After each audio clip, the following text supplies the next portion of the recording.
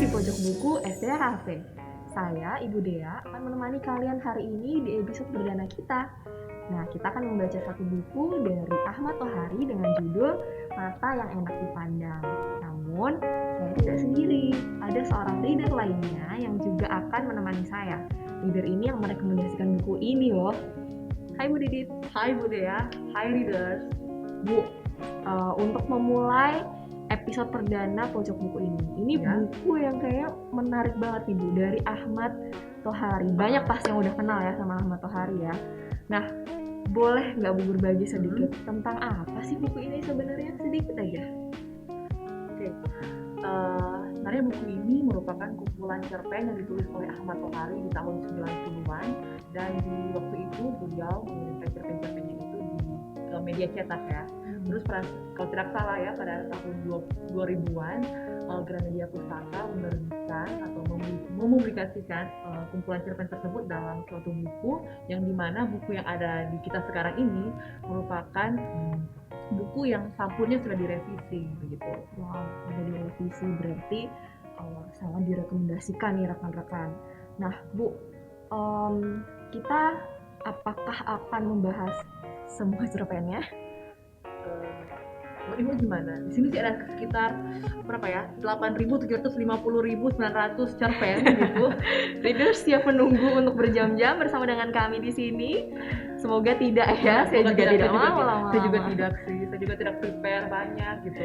Jadi hanya ada satu ya Bu yang kita bahas hari ini ya. Saya hanya mau mengeksplor satu cerita aja dengan judul Mata yang Enak Dipandang. Nah, kebetulan cerpen itu adalah cerpen pertama di buku ini. Dan dari judul cerpen itu diangkat, judulnya dipakai jadi judul buku gitu. Mantap. Tapi ngomong-ngomong tentang mata nih Bu, iya, mata. Apa mata apa yang enak Bu? Mata sapi lah. Tahu sih, langsung jawab. Apalagi kalau yang mata sapi yang setengah matang ya Bu ya. Ada yang sukanya matang semua. Kalau ini mungkin hangus gitu ya. Ya kalau hangus nggak suka. Kalau saya sih suka yang setengah matang juga, yang meleleh di tengahnya itu. Yang masih pakai nasi panas gitu ya. Iya, nasi juga kalau bener. Kalau mata yang enak dipandang, dipandang ya tergantung ya dari masing-masing orang. Mata yang enak dipandang maksudnya apa? Mata saya bisa jadi. Jangan ya teman-teman, mata yang enak dipandang. Ini nih bukunya. Yuk kita bahas lebih dalam lagi. Nah Bu, boleh ceritakan sedikit nggak alur dari Mata yang Enak Dipandang ini? Kenapa begitu spesial sampai dijadikan judul bukunya Bu? Kenapa begitu spesial sehingga dijadikan judul buku ya? Nah, tadinya waktu saya menemukan buku ini di rak sekolah, di rak perpustakaan sekolah maksudnya, lewat judulnya tuh saya berpikir bahwa buku ini atau judul dari kisah yang diangkat itu perihal mata yang punya makna harafiah. Makna harafiah atau juga seperti mata yang jernih misalkan, ataupun mungkin mata yang gak ada iritasi ringan, terus harus diteteskan obat tetes mata gitu. Saya pikir yang kayak gitu ya, atau mungkin punya makna-makna nuansa romantis gitu. Tetapi ternyata setelah dibaca cerita dari Mata yang Enak Dipandang ini merupakan sebuah kritik sosial.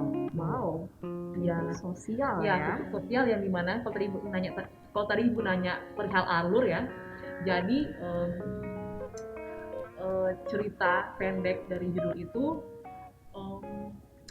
menyajikan akan rutinitas dari dua tokoh, yang dimana tokoh yang A, saya katakan aja tokoh A ya. Tokoh A itu direpresentasikan sebagai sisi atau pihak yang lemah, tidak berdaya, tidak berkemampuan ya, begitu. Sedangkan tokoh yang satu enggak.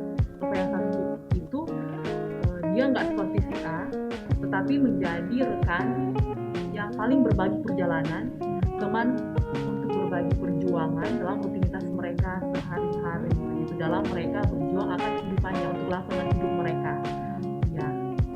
Dan hal itu terjadi secara kontinu, yang dimana si tokoh yang satu yang bukan A, yang berarti B kan ya, yang C juga nggak apa-apa. Yang M itu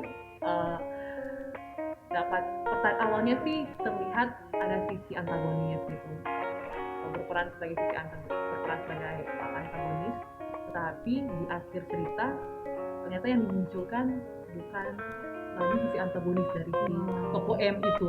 Sisi yang gimana ya? Penasaran nggak readers? Walaupun hanya secuil ya yang ditampilkan, tapi apa ya, manusiawi lah. Hal itu kayak bersifat general. Ya. Menarik. Saya yakin readers juga penasaran gimana nih perubahannya, bukan plot twist ya, perubahan sedikit gitu ya dari tokoh si M ini. Ya. Nah, Bu, ngomong-ngomong gitu ya, dari cerita yang dituliskan Ahmad Tohari ini, saya juga baca, readers. Ketika saya baca, saya sebagai orang yang visual, itu termanjakan Bu di situ. Termanjakan kenapa nih Bu? Setiap kata-kata yang dituliskan Ahmad Tohari ini begitu membuat saya dengan mudah berimajinasi apa yang terjadi di dalam cerita. Jadinya saya itu seperti tertarik gitu Bu ke dalam bukunya. Jadi menarik sekali cara pembawaan dari Ahmad Tohari ini. Saya mungkin bacain kali ya buat reader sedikit aja bagian dari cerita Mata yang Enak Dipandang ini. Boleh ya Bu ya? Silakan.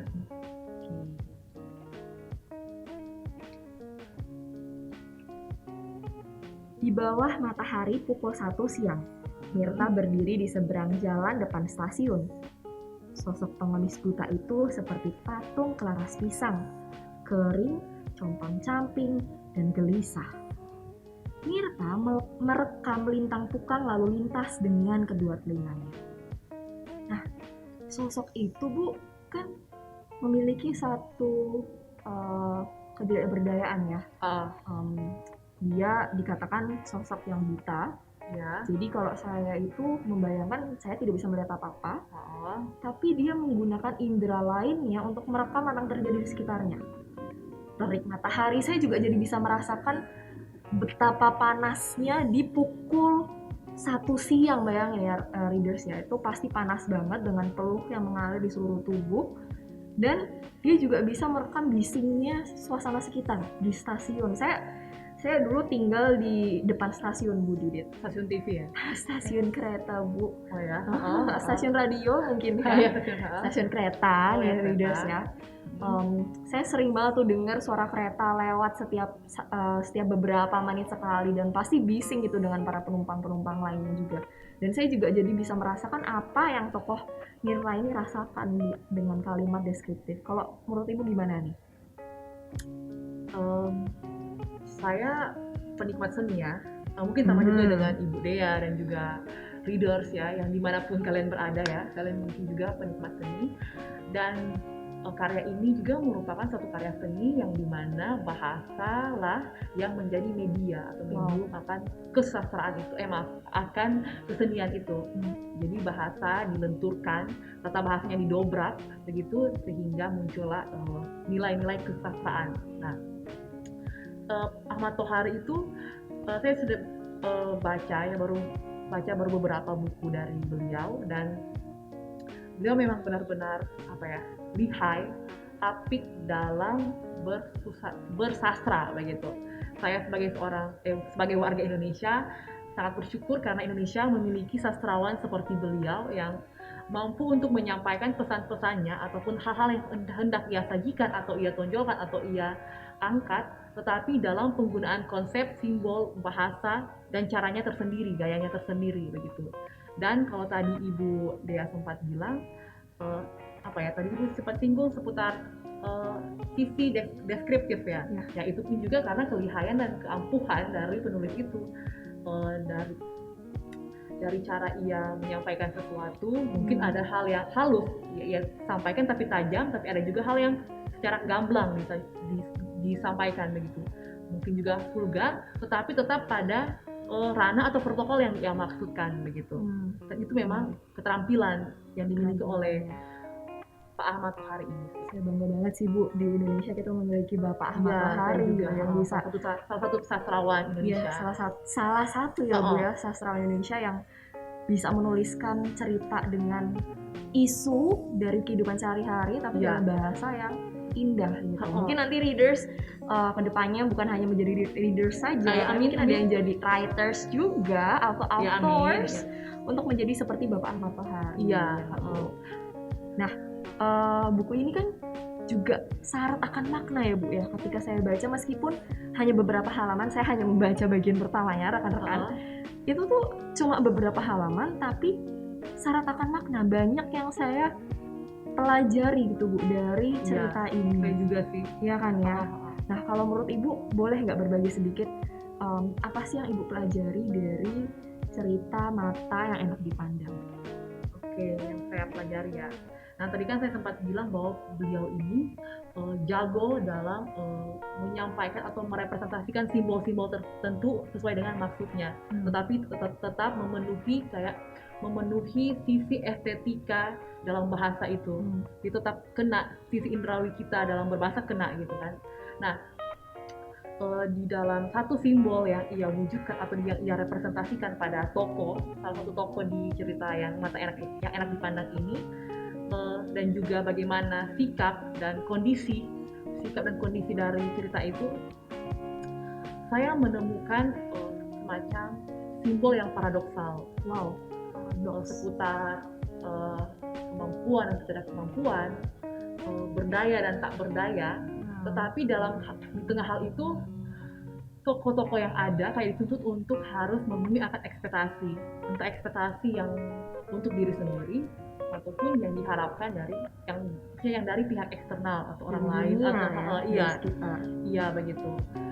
Dan dalam perwujudan untuk memenuhi akan ekspektasi itu, orang-orang yang ada di dalam cerita itu mereka berpikir atau mereka mengklaim bahwa mereka itu tidak mampu atau tidak berdaya ya. Tetapi ternyata mereka melakukan tindakan yang justru memperdayai, memanipulasi dan mengeksploitasi sumber-sumber yang ada, source gitu loh yang ada begitu. Yang justru menurut saya itu menyiratkan atau merepresentasikan akan kemampuan dan power gitu yang mereka miliki di saat atau di tengah mereka mengklaim diri bahwa nggak berdaya. Iya begitu ya. Dan kalau tadi yang Ibu nanya apa yang saya pelajari, ini sih apa yang disampaikan itu maksudnya konsep ya yang disampaikan di cerita ini sebenarnya relate sama kita, karena juga mendeskripsikan akan sisi kemanusiaan secara general gitu, bahwa kita manusia pada umumnya memang memiliki memang sisi paradoksal itu begitu. Tetapi kayak diingatkan lagi bahwa kita itu punya anugerah dari yang Maha Kuasa yang di atas, dari Kristus gitu. Dan lewat kuasa Kristus itu kita tuh dimampukan dan juga memberikan peluang untuk kiranya boleh mengolah sisi paradoksal yang kita punya, ketidakberdayaan dan juga hal yang berdaya itu untuk kiranya hal-hal yang positif, yang berkonotasi bagus, baik begitu. Bukan hanya sekedar untuk kiranya kepentingan diri sendiri, egoisme. Iya, yang kayak gitu. Terus pada akhirnya juga bersikap eksploitasi, juga manipulatif gitu dan sebagainya begitu. Ada kesempatan dan anugerah, privilege dari yang di atas ya kepada kita. Tetapi gimana respon kita ya terhadap keberdayaan kita dan ketidakberdayaan kita, responnya itu apa gitu yang bisa dilakukan. Memang kita mungkin masing-masing memiliki solusi bukan solusi, goal atau tujuan tersendiri gitu. Tetapi cara kita itu dalam merealisasikannya itu gimana. Dan juga ya, poin yang kedua yang saya ambil misalnya yang saya tangkap, bahwa Mata yang Enak Dipandang ini merupakan representasi dari kasih. Mata yang Enak Dipandang ini merupakan konsep akan tokoh yang ada di cerita ini mengekspektasikan dan memiliki makna tersendiri seputar ini, Mata yang Enak Dipandang. Mungkin bagi Bu Dea Mata yang Enak Dipandang itu seperti apa? Mungkin versinya A. Mungkin saya juga Mata yang Enak Dipandang itu ada versi lain gitu. Tetapi dalam cerita ini mereka memiliki versi tersendiri dan juga ekspektasi tersendiri. Dan itu merupakan indikator akan kasih yang mereka harapkan sebenarnya dari pihak eksternal. Yang ketika indikator itu udah mulai muncul, mereka harapkan akan ada perwujudan atau ekspresi akan kasih yang berupa mungkin pemberian materi. Begitu ya dari tokoh-tokoh ini. Iya. Saya rasa begitu, Bu. Oke. Nah dari tadi tuh kita udah bahas dalam nih buku ini, tapi saya agak bingung nih Bu. Ini kita dari Kenapa? tadi ngomongin mata yang enak dipandang. Mata siapa Bu? Dari tadi kayaknya belum kita senggol nih matanya siapa yang dibahas di dalam cerpen ini. Eh, karena itu bukan kayak merujuk kepada satu pribadi aja atau satu sosok ya, satu personifikasi mata yang enak ini, tetapi seperti yang saya katakan tadi, konsep mata yang enak dipandang ini sebenarnya ditujukan kepada orang-orang yang dari dua tokoh itu yang saya singgung yang tadi, yang si A sama si, anggaplah si M gitu ya, bukan Mawar, Melati mungkin. Begitu. Mereka dua tokoh tadi karena mereka memiliki makna dari mata yang enak ini sesuai dengan versi mereka. Mereka apa ya? Mereka berharap mereka boleh menemukan itu di tengah dunia yang mereka hidupi, begitu. Karena itu merupakan indikator akan kasih dan simpati yang mereka, kepedulian juga yang mereka dambakan. Gitu. Dunia yang seperti apa nih readers? Penasaran nggak nih? Penasaran nggak ya Bu? Kira-kira? Pasti penasaran Pasti kan? penasaran. Gimana nih Bu? Mereka udah penasaran nih apa yang bisa kita lakukan buat mereka? Iya. Mereka bisa pinjem nggak Bu? Oh iya. Boleh pinjem nggak nih?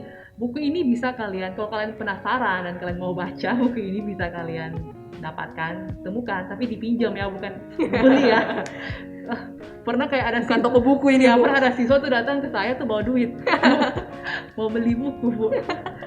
Gitu, saya agak berkepala gitu.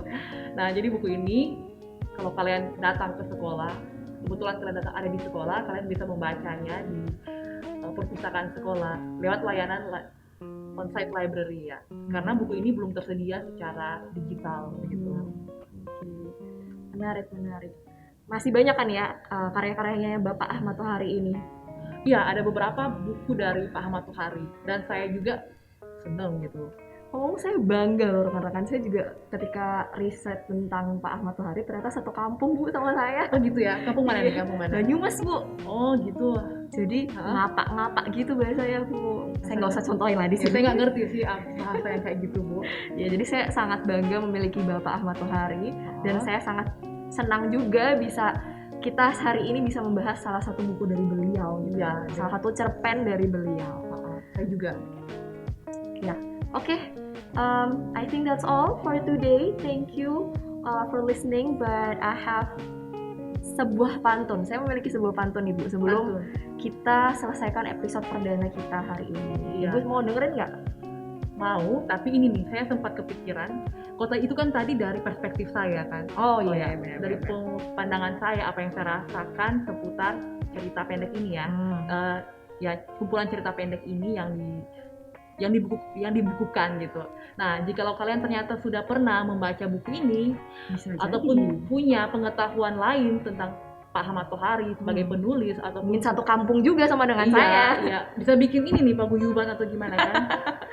Nah, kalau kalian punya pandangan atau pemikiran yang lain atau review yang lain ya, atau mungkin sama seperti saya begitu, atau ada hal yang ingin kalian sampaikan, kalian tuh bisa tuliskan lah di mana Bu? Di mana nih, di kertas di kolom chat ya, di kolom chat Instagram sekolah dan juga di kolom Chat yang ada di bawah ini pokoknya. Ya, apa nih, kanal YouTube sekolah kita. Boleh. Ya. Oke, jadi jangan lupa tinggalkan komentar kalian, siapa tahu yang udah baca atau yang belum atau penasaran atau ada pertanyaan, boleh nih langsung tinggalkan komentar kalian. Ya, kami tunggu ya. Kami tunggu. Nah, jalan-jalan ke pasar ikan. Cakep. Pulang-pulang banyak yang dibawa. Waduh. Kok waduh sih? Maksudnya banyak gitu loh. Waduh, banyak gitu. Bukan aduh. Terima kasih sudah mendengarkan. Sampai jumpa di episode kedua. Bye readers. Bye leaders.